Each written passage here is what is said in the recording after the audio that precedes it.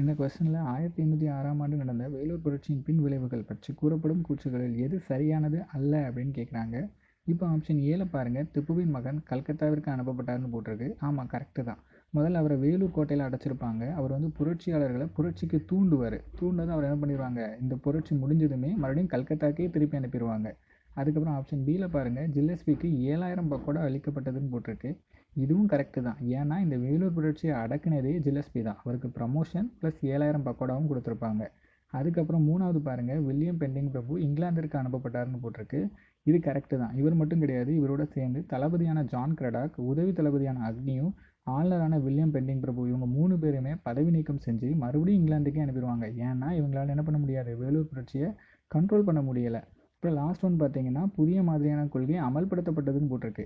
இது கிடையாது. ஏன்னா இந்த பிரச்சனைக்கு காரணமே இந்த புது மாதிரியான கொள்கை தான். உடனே இதை என்ன பண்ணியிருப்பாங்கன்னா கைவிட்டிருப்பாங்க.